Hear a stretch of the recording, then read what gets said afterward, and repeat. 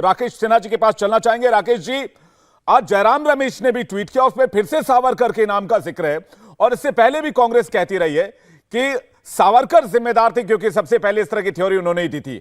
और इसके साथ साथ कांग्रेस आज यह भी कह रही है कि विभाजन विभीषिका दिवस अगर मनाया जा रहा है तो यह राजनीतिक इस्तेमाल है उन लोगों की पीड़ा का जो लोग उस दरमियान मारे गए।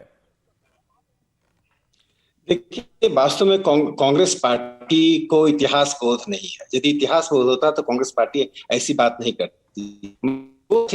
जिन्ना ने डायरेक्ट एक्शन डे का कॉल दिया था कोलकाता में, जिसके कारण हजारों निर्दोष लोगों की हत्या हो गई थी। स्टेट्समैन अखबार की एक महिला पत्रकार जो कि गर्भवती थी, उसे सड़क पे बलात्कार करके हत्या कर दी गई, बच्चे की और मां दोनों की। आप बताइए कि कांग्रेस पार्टी ने उस वक्त क्या कदम उठाया था जिन्ना को रोकने के लिए। जिन्ना को उत्साहित करने का काम कांग्रेस ने किया।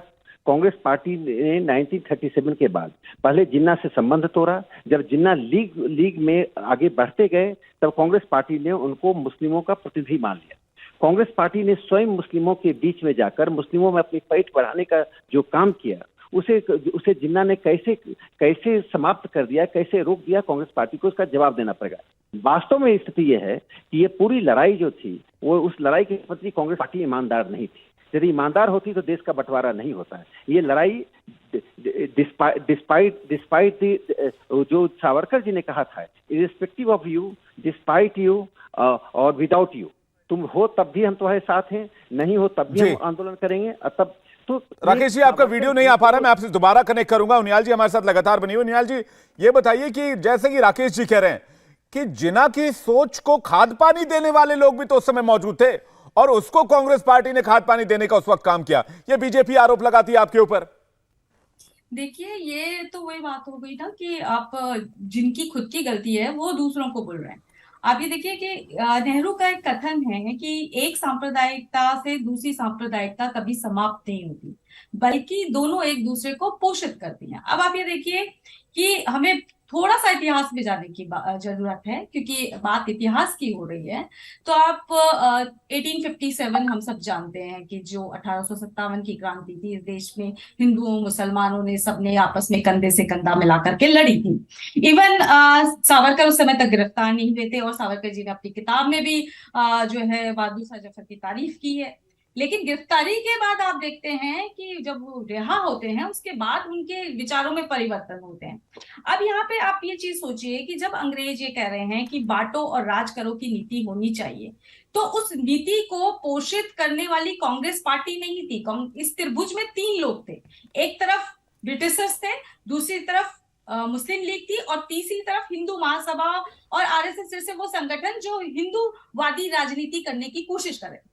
अब आप ये देखिए कि इस त्रिभुज में कांग्रेस तो बीच में थी। उसने हमेशा कोशिश की कि कहीं ना कहीं एक समन्वय बिठाया जाए।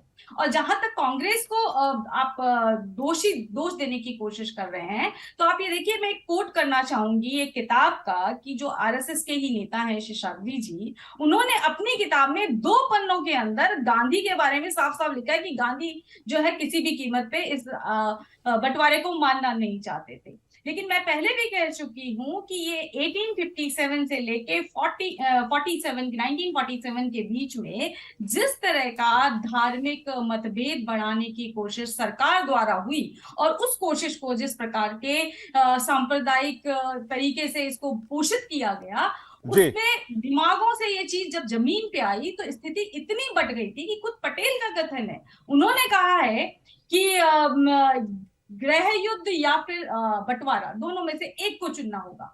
और गृह युद्ध का पता नहीं कि वो कब तक चलेगा और कैसे खत्म होगा, और अगर उसमें हिंदू जीत भी गए तो उस समय देश की कैसी स्थिति होगी। तो पटेल की तो आप तमाम जो है कोट आप पढ़ सकते हैं कि पटेल ने कहा कि उस समय जो विभाजनकारी ताकतें थी वो इतनी स्ट्रांग हो चुकी थी, सोच इतनी स्ट्रांग हो चुकी थी कि उनको मानना पड़ा।